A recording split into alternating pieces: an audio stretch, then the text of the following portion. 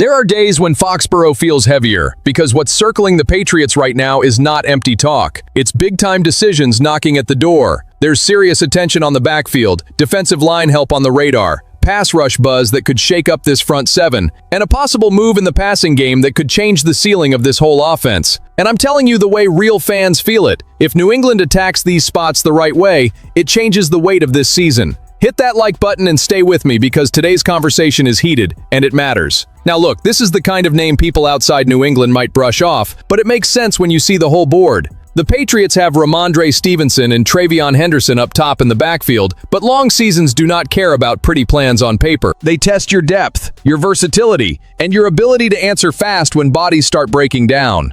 That's why Adam Randall stands out, not because of flashy hype, but because he brings a package that lines up with real needs on this roster. Randall came out of Clemson, started as a wide receiver before fully moving to running back, and even while still growing into the position, he put together a season that forces any sharp front office to stop and study him. He put up 814 rushing yards, 10 rushing touchdowns, 36 catches, receiving production, and kickoff return work on top of that. That's not a footnote, that's range. And when you add that range to his 6'3", 232-pound frame, his strong combine athletic testing, and the fact that New England brought him in for a top 30 visit, the signal gets loud. There is real interest here for the middle rounds of the draft. What grabs me most is not just what he can become as a ball carrier, it's the positive damage a player like that can do to the structure of this offense. The Patriots were middle of the pack in catches by running backs, and they struggled to find consistency in kickoff returns. So when a guy shows up who can run, catch, and help on special teams, that stops being luxury and starts becoming smart roster building, especially for an offense that needs to put more solutions around Drake Maye and rely less on improvisation. Now, that doesn't mean you pretend he's a finished product, because he's not. Randall still shows some hesitation as a runner, he needs work in pass protection, and the injury history is absolutely part of the evaluation. But that's exactly where the Patriots' context changes the conversation. He would not walk in pressured to be the RB1 or RB2. He'd come in behind veterans, grow into the role, get used in specific packages, and turn raw tools into something dependable. If he's still there in the 5th round, I honestly think New England would have every reason to think hard about that swing, because it wouldn't be random. It would be a bet with logic, upside, and real purpose. Some fans still look at the draft and think offense first, and I get that. But there comes a point when the defense demands respect. It demands size, it demands force. That's why Kaden McDonald has become such a real talking point. If New England is truly looking at him in round 1, that is not a reach. That is need meeting ambition. Because when you find a defensive tackle with that kind of frame, that kind of age, that kind of rise, and that kind of impact in a major program, you are not talking about a patch. You are talking about foundation. McDonald just turned 21, won Big Ten Defensive Lineman of the Year, and started all 14 games for Ohio State last season. That already carries weight. But what really strengthens the Patriots' projection is the fit. He has the profile of a true nose tackle, the strength to take on heavy contact inside, and the kind of presence that could complement guys like Christian Barmore and Keon White in a way that makes this front tougher, steadier, and nastier for opposing offenses. And let's be honest, as fans who follow this team closely, serious rebuilding does not happen only by helping your young quarterback. It also happens by suffocating what the other team wants to do. That's where this pick gains value. A lot of people talk about defensive line play like it's only about sack totals, like the only thing that matters is showing up in a highlight after the quarterback hits the ground. But real football starts before that. It starts when you shut down space inside, wreck the run plan, force longer third downs, and change the way the offense calls the game. A player like McDonald can create that kind of quiet damage that turns into control by the end of the night. If that's the direction in round 1, I don't see it as a luxury, and I don't see it as a detour. I see it as a strong answer from a team trying to get its physical identity back. And physical identity in Foxborough has never been some small detail. It has always been a warning. Now the energy shifts, because this is no longer about developing a kid or molding a tool for 2 years down the line. This is about a market opportunity that could change the Patriots' pass rush the second the ink dries. Alex Highsmith's name started getting louder this week, and that alone is enough to light up Foxborough. Because if Pittsburgh is really willing to listen to offers, New England has to at least get into that conversation seriously. And it's not hard to see why. This roster still needs more burst off the edge, more consistent pressure, more players who can attack the pocket without needing the perfect call every single snap.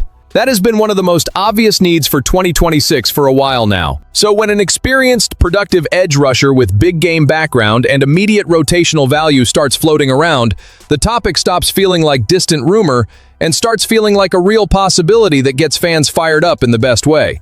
Because now you can picture what this defense could become if a piece like that lands on the board. On Pittsburgh's side, the situation adds fuel to it. TJ Watt is still the clear alpha. Nick Herbig keeps growing, and that naturally pushes Highsmith into a spot where he could become a valuable trade asset if the right offer comes in. That's where New England has to decide if it wants to just watch the market or act like a franchise that understands the moment. Because yes, Drake Maye needs help on offense. Of course he does. But a defense that can't get to the opposing quarterback also forces that offense to live under pressure all day. A young team does not grow the right way when it's constantly chasing games or handing the other side long, comfortable possessions. And Highsmith is not part of this conversation as some decorative name. He's in it because he brings production, feel, discipline, and the kind of physical presence that would make this front more dependable. I'm not talking fantasy, I'm talking fit.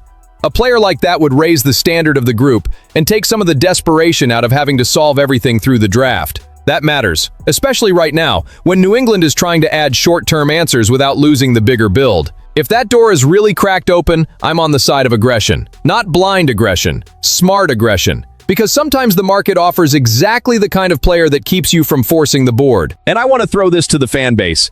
If the Patriots really get a chance to go after Alex Highsmith, would you give up draft capital to solve a problem that is screaming on this defense right now? Or would you hold everything and bet the draft alone can fix it? And this is where things get messy in the best and worst way, because this kind of story hits desire and attachment at the same time. The possibility of A.J. Brown landing in New England has picked up steam, and when a name that big starts circling the Patriots, of course fans feel it instantly. We're talking about a receiver who changes coverages, changes defensive posture, changes the ceiling of the offense the second he steps on the field. But every massive addition comes with a price. It costs snaps, it costs roles, it forces decisions.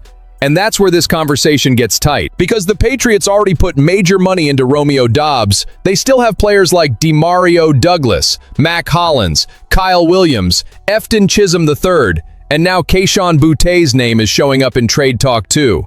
And I'll be direct here. This is exactly where the franchise has to be careful not to confuse an aggressive move with a strategic mistake. If A.J. Brown comes in, great. I want that kind of talent in Foxborough without hesitation. But if somebody starts treating Boutte like he's disposable just to make the room easier to sort out, then I think the math needs another look. Boutte is not just another body in the rotation. He became a target who started growing with Drake Maye. And in a young offense, that matters. It matters because chemistry does not just appear out of nowhere. It matters because trust between quarterback and receiver is not something you order in a box. It matters because when the pressure rises, the quarterback naturally looks for the guy who already understands the timing, the contested catch, the spacing, the feel of the play. Boutte started earning that ground. He started maturing. He started producing enough to stop being a far-off project and become a real piece in an offense that finally started showing some identity. Some people look at a possible trio of Brown, Doubs, and Boutte and think it's too much to keep together. I see it differently. I see an offense that could finally move past shallow conversation and into real discomfort territory for opposing defenses. Brown would command top attention. Doubs would add size and steadiness. Boutte could keep working off the chemistry with Maye that's already starting to show. And Douglas would still bring a different kind of weapon. So no, I do not buy the idea that the automatic move should be sending Boutte out just because the room might get crowded. Now, if he has to be part of an unavoidable package for a truly franchise-shifting move, then the conversation changes. The NFL is ruthless, and sometimes you do have to give up something good to chase something even bigger. But moving Boutte just to clear traffic or recover part of the investment would be dangerous in my eyes. Because the Patriots are not at a point where they can afford to throw away offensive connection that has already started to form. They need to stack certainties around Drake Maye, and right now, Boutte looks a whole lot more like a growing certainty than a convenient extra piece. If Brown comes in, I want the impact, but I also want the front office smart enough not to blow up, in one emotional rush, a bond that could end up being worth way more than people outside Foxborough realize. At the end of the day, what this whole stretch leaves in Foxborough is not just market noise or pre-draft smoke. It leaves the feeling that the Patriots are finally looking at their weaknesses with less fear and more intent. A backfield with more range, a defensive front with more weight, the chance to add ready-made pressure, and maybe even supercharge the offense without losing the connection Drake Maye has already started building. That's what gets fans fired up, not fake promises, direction. And if that direction turns into the right decisions, a lot of people are going to realize it too late. Subscribe to the channel and come back tomorrow because this thing is only getting hotter.